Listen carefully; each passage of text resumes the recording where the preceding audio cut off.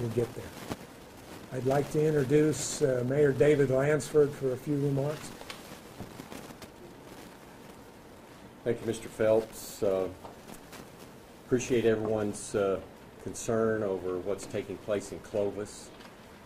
This is a serious hit to us, but I've been reassured by individuals that have contacted me and others that the community is responding as a caring, loving, giving community that we are.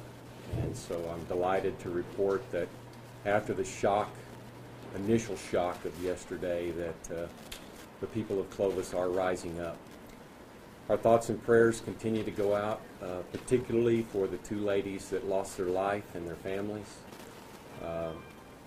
It's such a senseless tragedy, and there really isn't a reason for it. I think when it's all said and done, you can come up with a lot of explanations, but I don't think anyone will ever be able to put a reason on why these kinds of things happen. I want to turn it over to the Chief to give a detailed update on the victims as well as the individual in custody right now. Again, I want to compliment the police department and all of our first responders. They did a remarkable job. I can't tell you how close we came to a much more serious tragedy than what we already have. And it had a lot to do with the leadership in our police department. And so, Chief Doug Ford. Mayor, I appreciate it. Again, I'm Douglas Ford, Chief of Police here at Clovis PD. Just a quick follow-up for y'all. I want to thank initially all of my first responders, State Police, Curry County Sheriff's Office, Roosevelt County Sheriff's Office, Portales PD, 9th Judicial District Attorney's Office, Ms. Reed, her investigators, our major crime unit, which is comprised of all departments from this area that are part of and deal with and work with, that we call major crime unit with the 9th Judicial District Attorney's Office, who are handling this investigation. Bureau of Alcohol, Tobacco, and Firearms has been here, Federal Bureau of Investigation, especially my Clovis Fire EMS group here, all responded to assist in this situation and help and take care and support us. We are a small community. When these things happen, we all come together. I immediately had texts and calls from the agencies from around here.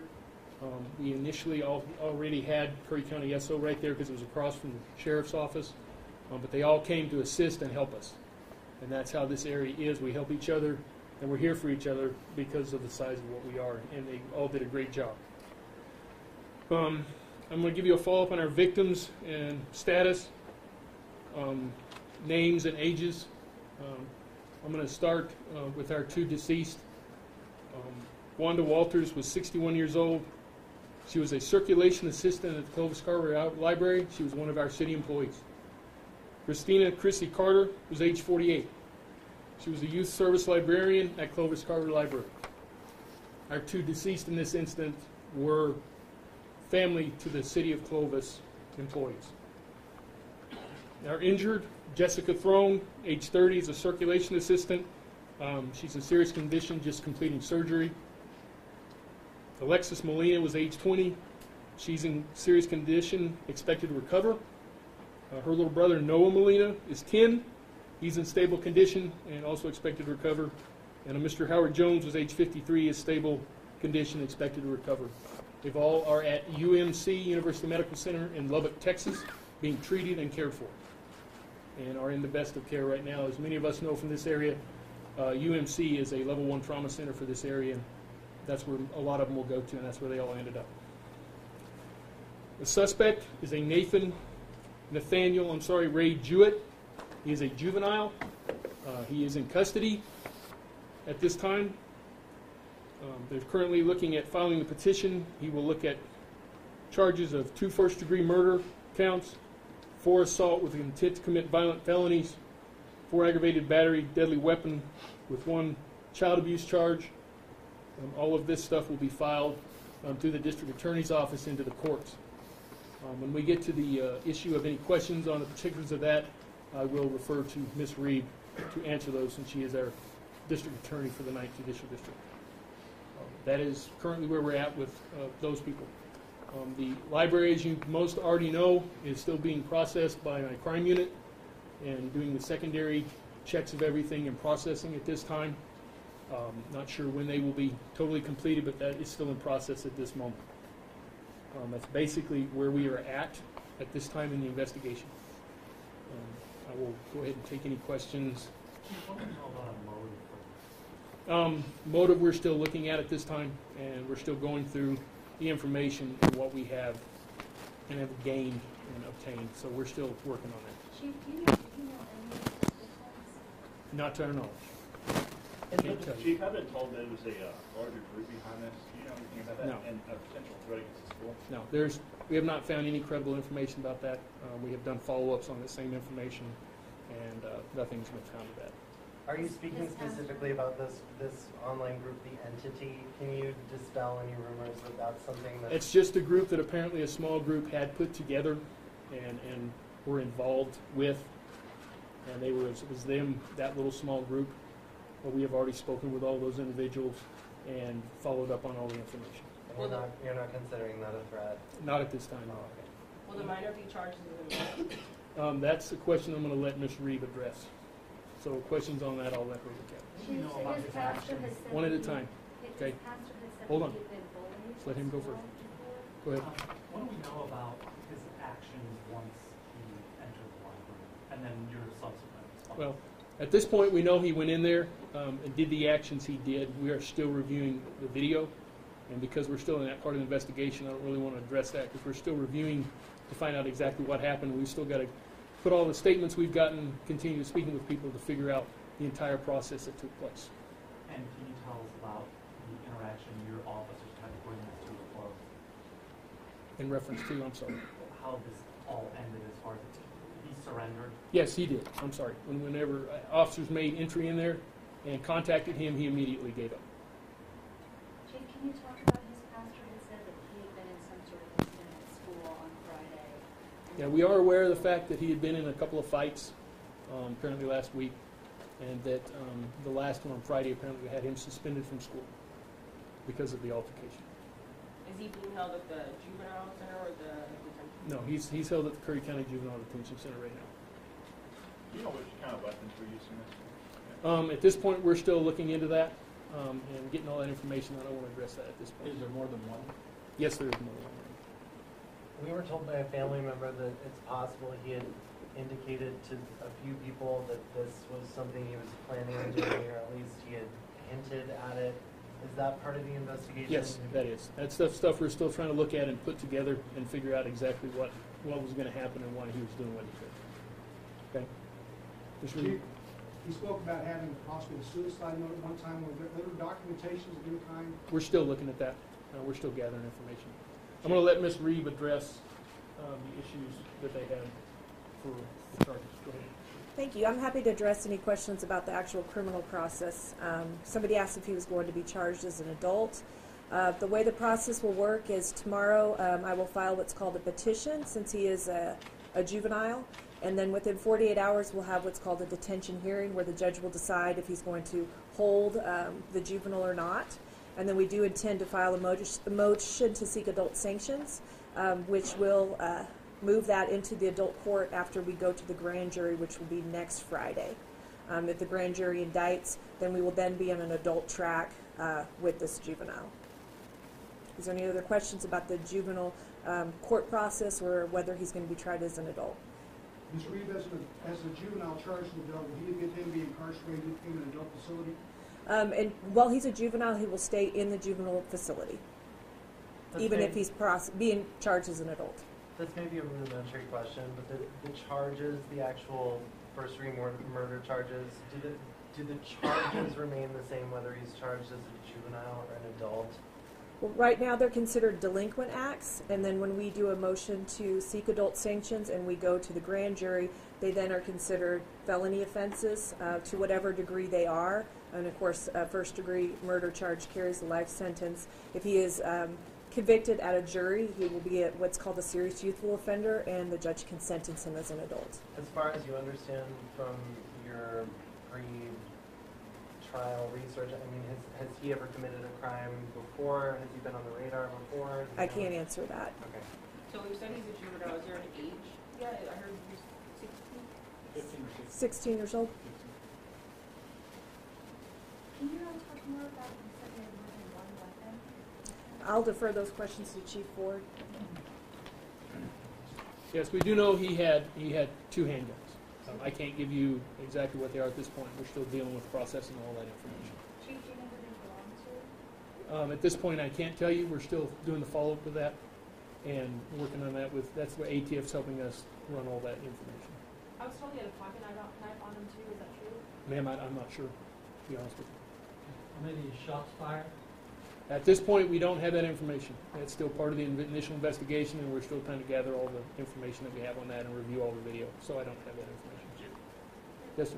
Are you planning extra security for any public events this week, sports events and stuff? We already have the regular details that will be there, and with any of the other stuff we've already looked at, we don't see any concerns to have to heighten anything at this point. No. Can you talk about the increased presence at all the schools today? Due to some of the stuff, like he had mentioned, that we found and some of the social media stuff that came up last night and concerns, then yes, we went ahead and had a heightened presence to make sure that the students were safe, the schools were safe, and to make sure they understood that we were going to keep tight security and take care of all of our employees at the schools and our students. And this wasn't just the high school, right? Yeah, we went to all the schools.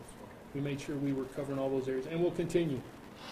How will security in the library change once it's able to reopen? That's something that we will have to address when we get to that point. Chief, could you tell us a little bit about, I know your staff are really working a lot of hours, what's going on with those guys? Currently, we've rotated some of them, in and out at different times to get them to get some rest. So, like I say, the crime unit is still back over there now to take care of the rest of the scene. The investigators did go home probably around 1 to get some rest, and now they're back, continuing the investigation, continuing the follow-ups, continuing the interviews. Chief, just some clarification, the security at the schools, is that going to remain heightened throughout the week, or was it just? We will remain heightened as long as we feel like it's necessary. Do you feel like there's could be there's other potential threats that you know? Not at this time, not that we've seen. Anything that we're seeing, we're addressing. Anything we're seeing, we're following up on. We're making contact with the school so they know what we're dealing with and that they're aware of it. When the thing came on, when the thing came up last night, I immediately contacted Mr. Balch, who's the superintendent of schools, and his personnel, and we immediately put plans in place to take care of any issues. Okay? Could you review those charges for us one more time? Sure. So you had 2 counts of first-degree murder, 4 assault with intent to commit violent felonies, 4 aggravated battery with a deadly weapon, and 1 child abuse charge at this time. How's the little boy doing? As far as we know, they're all serious but stable. Is like I said, when I put in that information, that's the information we have right now from all of our victims. And where was he shot? He was shot in the web of the hand, and I don't remember which one. He was shot. Did the suspect say anything to your officers as he was being taken into custody? Not that I'm aware of, not at this point. And that's something we're not going to give out at this point to keep the credibility of our case. In cases like these where probably a lot of the work that you're doing, the perspective that you're trying to gather comes from possibly people who knew this suspect, who know this suspect, can you maybe estimate, and without jeopardizing your case if you can you estimate how many sort of interviews you're going to have to conduct? We have no idea, sir. When we're in the middle of all these investigations, we can do 1 interview and then we can find that information and do 2 or 3 more. I can't give you a number at this point. Has your process begun, I guess? Oh, yes. We've already begun the interviews. They were begun yesterday and they've continued. And I'm sure they'll continue for some time to make sure we have all the information. Besides security at the schools, like counseling or anything going to be made available to students or anything like that? The schools immediately put their programs in place and have personnel there to take care of their students and their staff.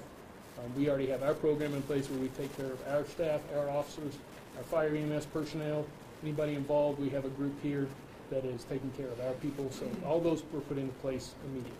So all that has been taken care of. Could you miraculously repeat the names of the victims and all the spellings that were out there? Okay. The victims, Jessica Throne, which is Jessica, Thron. Alexis Molina, she was 30, or is 30, I'm sorry. Alexis Molina, Alexis Molina, and she's 20. Noah Molina, Noah, same spelling of the last name, and he's age 10. And Howard Jones is age 53, and his is all common spelling. Kristina, and Carter is normal Carter, and Wanda is just Wanda and Walters. She was the youth service librarian at the library.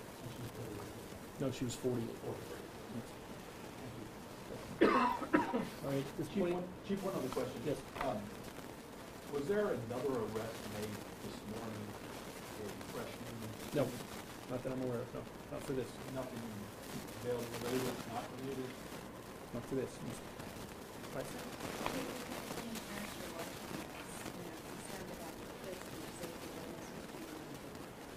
Let them know that everybody involved in this, the schools and us, are there for their safety, and we will be there. If they have any concerns, they need to just pick up the phone and call us. We will address those concerns, and we will make sure that we get them all addressed and taken care of. They're in good hands. We have a great school system here. We have great personnel throughout this area that will do everything we can to take care of. I'm going to now turn it over back to the mayor. Just want to mention, a few people have asked about medical expenses and funeral expenses.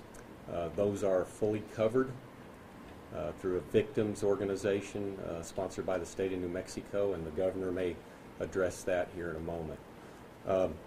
It's my pleasure to introduce Governor Susana Martinez for some comments.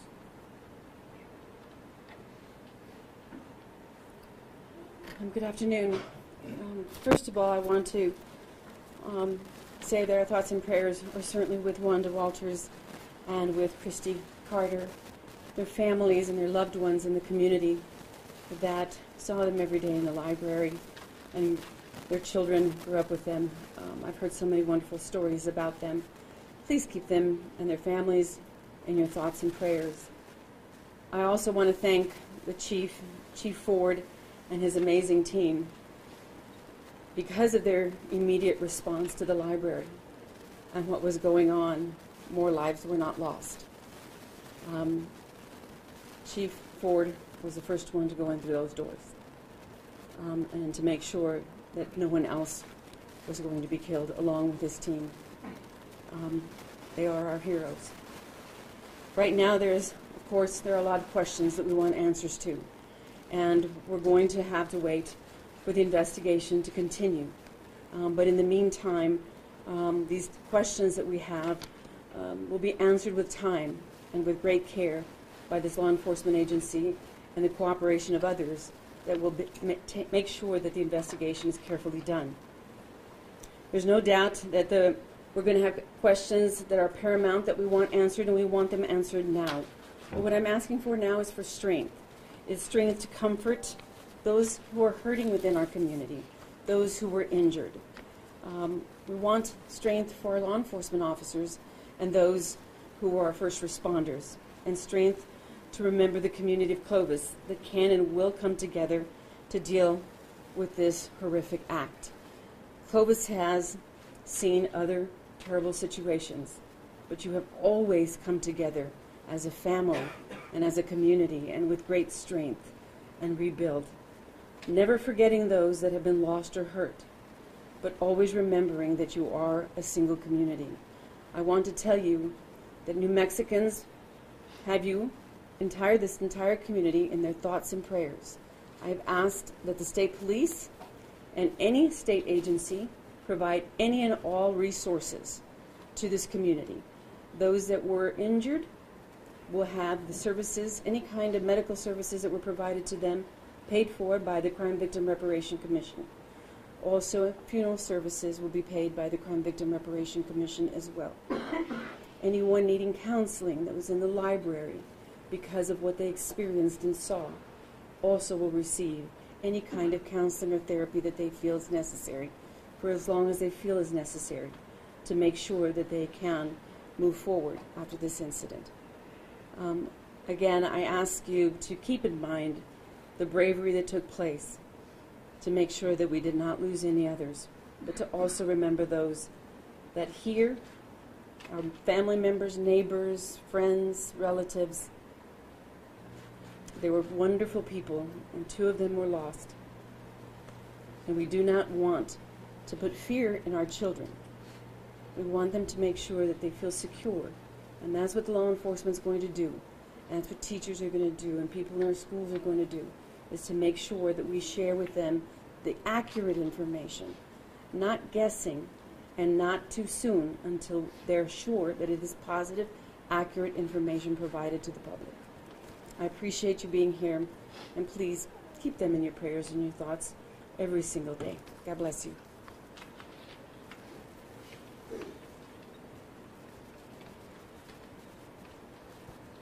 I'd like to thank the governor for being here. She didn't mention that before she came to visit with us, she actually went to Lubbock to visit with the wounded. So we appreciate that. This concludes the press conference, and just one final note, keep Clovis in your hearts. We will overcome. Thank you.